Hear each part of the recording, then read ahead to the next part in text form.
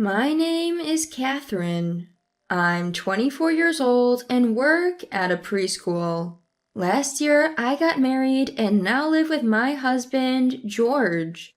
He's 37 and works for a major corporation. So yes, there's a noticeable age gap between us.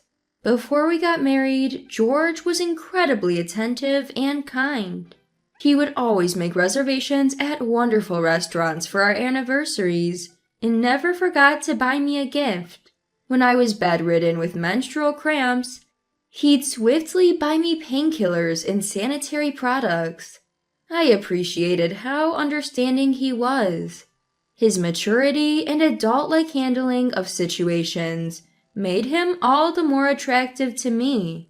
However, after we got married, his kindness faded. What is this terrible tasting food? Now, such unkind remarks have become common. Before, he would always compliment even my mediocre cooking. But after marriage, he complains about whatever I make. He'd leave my food untouched and start eating food he'd picked up from a convenience store. But I followed the recipe. I think it tastes good. Reacting or replying back would be a major problem. If I showed even a hint of resistance, he wouldn't physically harm me, but he'd yell for hours on end. No matter how much I'd apologize, he'd keep shouting until suddenly it's morning.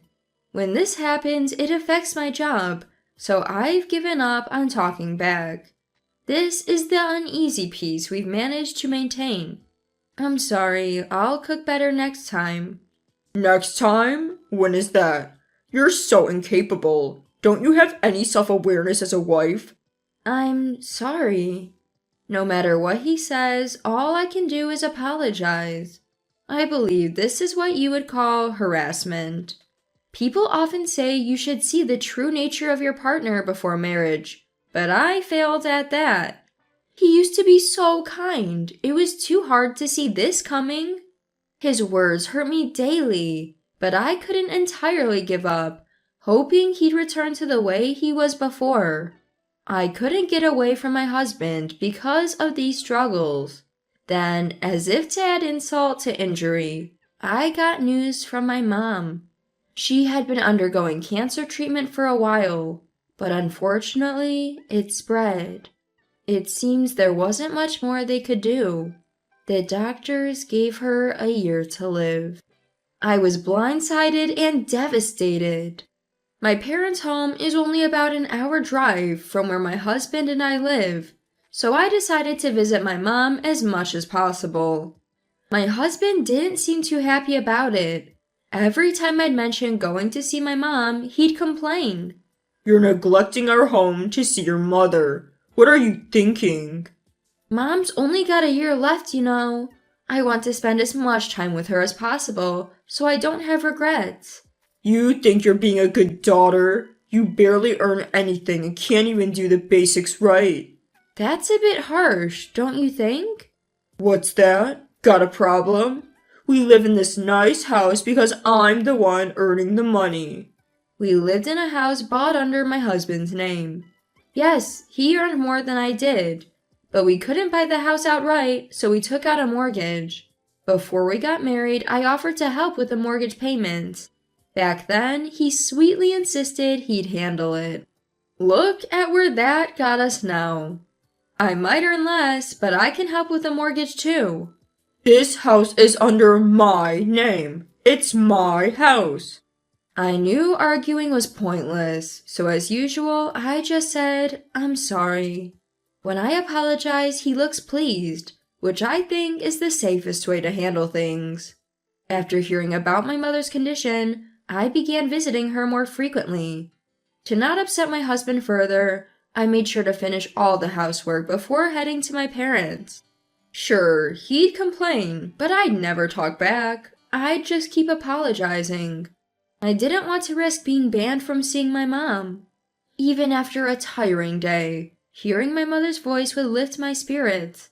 Thank you for always coming over. It's nothing. I want to see you. Oh, what if we go on a trip, Mom? I want us to make memories. Oh, that sounds lovely. I agree too. We'll find somewhere close so it won't be too much for Mom. How about we go on your upcoming birthday, Mom? That sounds perfect. I'm all for it. I'm so happy. It'll be the best birthday. Seeing my mother's joyous smile, I felt happiness swell within me too. Her birthday was in 2 months. I decided to start planning for it. On my way home, a particular worry weighed on my mind. How to tell my husband about this trip. Every time I'd go out with friends, I had to report back to him. He would even send multiple emails during my outings, demanding I show him photos of what I was up to. If I ignored him, it led to problems when I got home, so I reluctantly complied. My friends noticed my desperation to take pictures and felt something was off. Isn't that harassment? Harassment? Yeah, being verbally abused, being overly controlled, just like what you're going through. It was then that I realized I was indeed being harassed by my husband. Although knowing didn't change the situation, I read online that it's essential to keep evidence. Since then, I've kept his excessive emails, recordings of his abusive words, and even a diary. I have to report every plan with friends to him. But this time, it's a family trip. Surely he wouldn't control that too. Besides, I've told him about my mother's declining health, so he should understand. You visited your mother again. Don't you ever get tired of that? Today, we talked about going on a trip for Mom's birthday. It might be the last one, so we're planning to go. When I told him this, his face immediately soured. A trip? I didn't hear about this. We discussed it with the family today. I never gave permission for that. It's for Mom. She's looking forward to it. I want to make memories with the family. My husband, clearly irritated, listened to my reasoning. But then a nasty grin crept onto his face. So, when is this trip? Just 2 months from today. I've mostly decided on the hotel. I just need to make the reservations. Wow, in 2 months? Then I guess we can't go. Why not? With a mischievous grin, my husband started fiddling with his cell phone. A few minutes later, he showed me the screen of his phone, leaving me bewildered. Look, this is an email from my sister. She's getting married on that day. I've already replied that we'd attend. We can't back out now. A wedding? I don't remember hearing about that. I told you before. You just weren't listening. Anyway, no trip. We're going to my sister's wedding. If you don't like it, let's get divorced. You can't be serious. I had no idea a wedding invitation had arrived. My husband never checks the mail. I always sorted the mail, yet I hadn't noticed that invitation. It's hard to believe I would overlook that. It felt odd that my husband would reply to the invitation himself without consulting me. Seeing my disappointment, my husband looked quite pleased. Growing suspicious of him, I decided to secretly check with my mother-in-law, Mary. Hello, is this Mary? There's something I'd like to confirm. Catherine, what's up? I inquired about the sister-in-law who lives with my in-laws. While my husband is quite the character, this sister-in-law, Elizabeth, is also quite eccentric. She turned 40 this year, a divorced woman, and her divorce story was quite tragic. Elizabeth had a child with her ex-husband, but Elizabeth never really cared for the child. Even though she was a housewife, she did neither household chores nor child rearing, simply lazing around all day. There were times when her ex-husband would come home to find their child crying from hunger. And when the child was just 2 years old, Elizabeth did something unimaginable. During this time, sister-in-law was having an affair with a shady guy from the neighborhood. Unbelievably, she would meet her lover while her child was napping. One day, the child woke up from his nap, realized his mother wasn't there, and cried uncontrollably. The child's cries went on for so long that a neighbor noticed and reported it to the police. That's when they discovered the child had been left alone and about the affair. The husband was furious, immediately sought a divorce, while sister-in-law was obsessed with her lover and splurging the husband's money on him. He dumped her unceremoniously.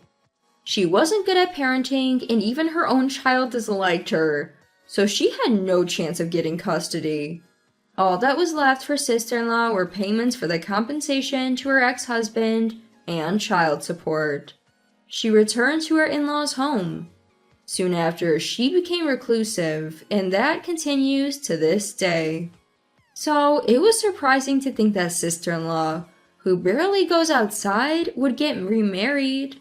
Is it true Elizabeth is getting married? To my question, mother-in-law looked shocked. What? I never heard that. She doesn't even bathe or go out. And she hasn't even finished paying the compensation. It's impossible for her to remarry. Just as I thought, my suspicion was right. The story of sister-in-law's wedding was a lie concocted by my husband. My husband told me about Elizabeth's wedding. Also, my mom only has a year to live. I wanted to take her on a trip, but he told me not to because it was Elizabeth's wedding day. There's no wedding. I wonder what he's thinking. He even said he'd divorce me if I prioritized the trip over Elizabeth's wedding. Oh, I'm sorry for my foolish son. Please ignore his absurd comments and enjoy your trip with your mother. She'll be delighted. Thank you, I will. I felt relieved knowing mother-in-law is rational, unlike my husband. But at the same time, anger surged within me against my lying husband. Perhaps he just wanted to prevent me from traveling with my mother. After enduring so much harassment, I felt stupid for always complying. I decided to confront my husband. There's something I need to discuss. That night, I talked to my husband again about the trip. What? I've decided to go on the trip with Mom. I told you it's my sister's wedding day. Are you trying to embarrass me? It's a nice invitation, but my own mother is more important to me.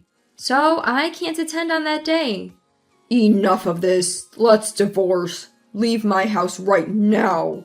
My husband suddenly began to shout, his face distorted in rage.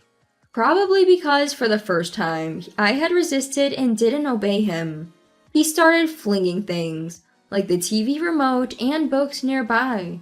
I desperately hid behind the couch, ensuring none of the thrown objects would hit me. Suddenly, a voice louder than my husband's rang out of my cell phone. It's you who needs to stop. When my husband recognized the voice as that of my father-in-law, Daniel, his face drained of color. Dad? I've heard it all. A lie about your sister's wedding, threatening Catherine's with such deceit and resorting to violence. Unforgivable. I'm on my way. If you harm Catherine in any way, you won't get away with it. George, upon hearing his father's words, looked completely defeated and crumpled to the floor. He then began to mutter to himself in a hushed tone, This is bad. No, it's not my fault. They're misunderstanding. I didn't do anything wrong. Looking at him, I felt more scared than disappointed. Silently, I made my way out of the house. As I crouched by the entrance, my in-laws arrived. Mary! Thank you for helping. After hearing our son's words, I was certain something was off with him. I had shared with my mother-in-law the incident about the trip and my confrontation with my husband. Anticipating potential danger, she had suggested that I let her listen to our conversation over the phone. They informed my father-in-law too, ensuring they were nearby and ready to help if needed.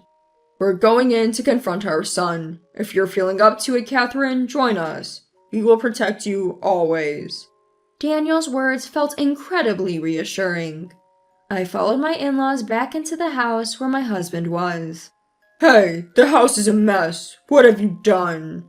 As Daniel entered, my husband looked down in silence. You claimed it was about your sister's wedding to sabotage Catherine's trip? How pathetic of you. Why did you do such a thing? My husband mumbled his excuses. Catherine is so gullible. She listens to everything I say. I'm the one supporting her, yet she dared to stand up to me. Daniel sighed, clearly exasperated. Catherine, is my son supporting you financially? No, I work too, and we split the living expenses. I don't pay the mortgage as he insists on taking care of it, but it's not that I can't afford to. My husband glared at me. You earn less than me. Don't get cocky. Yes, that's true, but it's not by much, right? It's not like you're earning that much more than me. Shut up. You always talk too much. Just listen to me. He shouted and raged at me. But when father-in-law spoke, he instantly lowered his gaze and became silent. Don't you feel ashamed? Catherine has been trying so hard to make this marriage work, even with you like this. Catherine, he mentioned divorce earlier. You can really go through with it if you want. Honestly, I had been waiting for someone to say that. In fact, when I decided to bring up the vacation, I anticipated he'd talk about divorce, so I had the divorce papers with me. Yes, after this incident, I've realized I can't be with him anymore. I want a divorce now, but first, I showed him the record of everything he had done to me up till now. All the things you've done to me, it's been unbearable. I'll consult a lawyer and then proceed with the divorce. Make sure to set aside compensation money, so I don't end up like Elizabeth. The diary entries I kept, the relentless emails, the recording from earlier. Knowing the evidence I had, my husband's face turned pale. He probably realized he stood no chance. Also, you've requested a transfer to the countryside starting tomorrow. It's the toughest job among all the branches. Work hard there and fix that twisted attitude of yours. He seemed utterly defeated.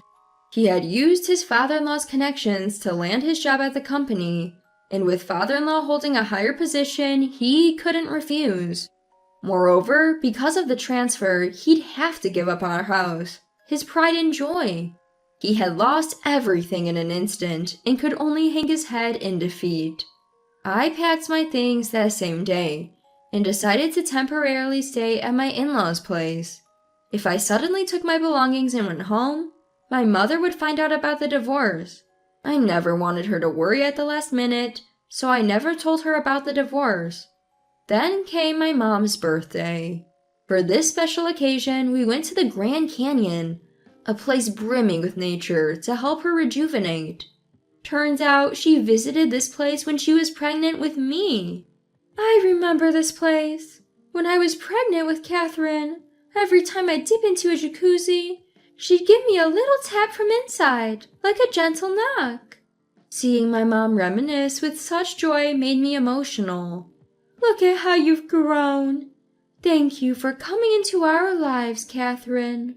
Being able to travel with my mom safely today meant the world to me. We had such a blissful time, just the three of us.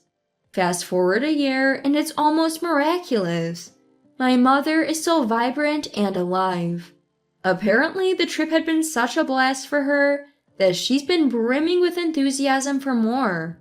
Whether it's because of that or not, her health improved and she became more active than before. Now, once a month, she and my dad go on trips together. She says it's the highlight of her life. With my mom back to her lively self, my dad too seemed more vibrant. I'm truly grateful I took her on that trip. I ended up receiving a substantial settlement from my ex-husband and started living on my own. When I finally told my mom, instead of worrying, she seemed oddly excited.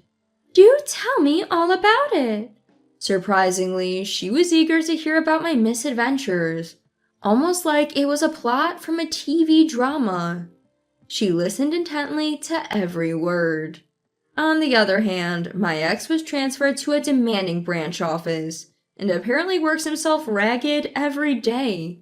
The compensation he owed me was initially fronted by father-in-law, but he insisted my ex would work it off no matter what.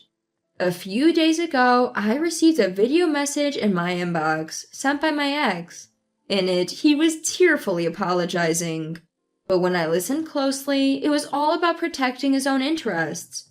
I want the settlement waived. Please tell Dad that I want the harassment issue forgiven, and I want to be reinstated to my former position. Although his coworkers knew about our divorce, they weren't aware of the circumstances. So I forwarded the mail to father-in-law. As expected, father-in-law was furious. Enough is enough. If you contact Catherine again, I swear it won't be pretty. And if you dare resign, I'll tell every employee about what you did to her. Given my ex's pride, those words seem to have struck a chord. No matter how exhausted he feels, he's been pushing through at work. Oh well, I hope he finds a way to better himself in this new chapter of his life. I just pray he refrains from making the same mistakes again, especially when it comes to remarrying.